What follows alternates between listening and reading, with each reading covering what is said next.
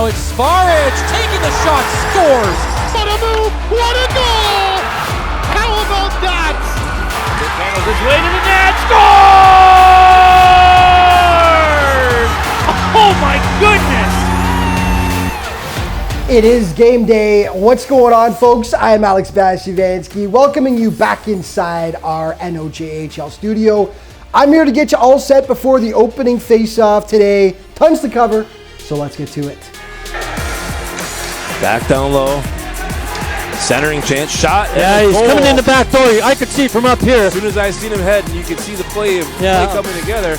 Buckle up, folks, because this was one of the wildest nights the league has seen in some time. Kirkland Lake had lost 17 straight games heading into their clash with the Sioux Eagles, who had won 18 of their last 20. They were tied 2-2 in the second when Jordan Fittger put the Miners up 3-2. Everyone expecting a Sioux comeback in the third. Nope. The Miners held on to drop the Eagles 4-2. Huge upset. Thomas Mercier was calling the Espanola-Timmins game and couldn't believe what he was seeing when he checked the live scoring in this contest. You know, it's funny. I'm calling the game between Espanola and Timmins, and I'm looking at the score, and I'm seeing the scores changing over and over, and then I see Kirkland Lake's up 3-2 heading to the third, and I'm like, this can't actually be happening, right? And then lo and behold, just before the end of the game I'm calling, it says 4-2 final Kirkland Lake, and my jaw literally hit the floor, and I went silent for about 30 seconds. Unequivocally the upset of the season. It has to be. Kirkland had lost 17 games in a row. They are still in the bottom of the league, and they pulled off one of the biggest heists of the century, beating one of the top teams in the CJHL. That was just one of many upsets last night, though. It was like the perfect storm. There was something spooky going on in the NOJHL on Saturday. Let's call it Halloween in January. The madness continued in Espanola. The Rock, 15 points ahead of the Paper Kings in the standings. Brant Romanuk scored just 29 seconds in. So you're thinking, yeah, Timmins is going to cruise to the win. Nope.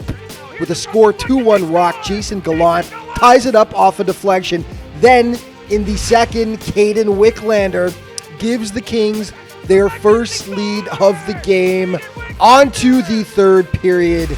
Gallant with a chance to move it out of the zone. Gallant gets around one. He sets it up for Pip. Wanaqua, partial break. He scores! A huge win for the Kings, who are trying to nab that 8th and final playoff spot. Are we done? Not even remotely. Powassan in French River. The Voodoos are 8 points up on the Rapids in the standings. With just 9 minutes remaining, Riley Miza makes it 3-2 for Powassan. But hold on. You know where this is going. Leonard's now with the puck. He skates his man wide, beats him, gets in there, cross ice pass. They score! What a play by Hunter And that's Galanis. Jamison Gifford with his second. Here comes Valenis. Valenis moving in, flips it to himself. Flash! He scores! Hunter Valenis! Overtime winner! What a celly! What? I mean, that was reminiscent. That was Theo reminiscent Fleury. of Connor Bedard. Unbelievable goal, but to make a crazier night even crazier, the Flow Hockey site went down during the games. Iroquois Falls upset the T-Birds, but as of this moment, we still can't access the game footage. It capped off an insane night where fans couldn't watch many of the games from the second period onward. Thomas Mercier had never experienced anything like it before. Flow hockey goes down in the middle of all the games. So no one had any idea what was happening. They had to check the website for all the live scores. Honestly, in my many years of broadcasting, this was probably one of the craziest nights of the season, if not one of the craziest nights in recent history. You had the Eagles losing to Kirkland Lake.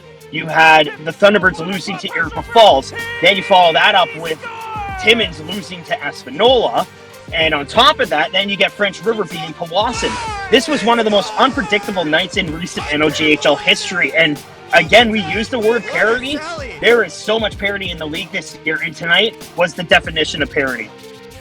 Okay, deep breath. Today's game, Iroquois Falls taking on Blind River. The Beavers 2-1 against the Storm so far this season. Last time they played, the Beavers won 2-1 on November 22nd. Blind River hot right now, 8-2 over their last 10 games, and last time they played, they beat French River 7-0 back on the 12th. Iroquois Falls 2-3 over their last 5 contests. Of course, they did take down the Sioux Thunderbirds 6-3 last night. Primetime player from last night, and it is Mason Janicki, the goaltender from the Kirkland Lake Gold Miners. He was instrumental in them pulling off that massive upset over the Eagles, making 42 huge saves to stymie the Birds. And your play of the day brought to you by BrokerLink Auto, Home, and Business Insurance. BrokerLink, life is confusing. Your insurance shouldn't be. We've got to give it to Hunter for his dramatic overtime winner in French River. Here comes Valenis. Valenis moving in. Flips it to himself. Fire! He scores! Hunter Valenis! Overtime winner! What a sally! What? I mean, that was reminiscent. That was Theo reminiscent Fleury. of Connor Bedard. Oh, yeah. Cuts right through all 3 players. And that's going to be a happy birthday for Gifford and some cake for the boys. Where to go there, Hunter? Yeah, and just a reminder that to stay up to date on everything that's going on in the league all throughout the season, be sure to check out the NOJHL's official social media outlets. Thanks so much for watching. It's off to the rink for puck drop now. Enjoy the game.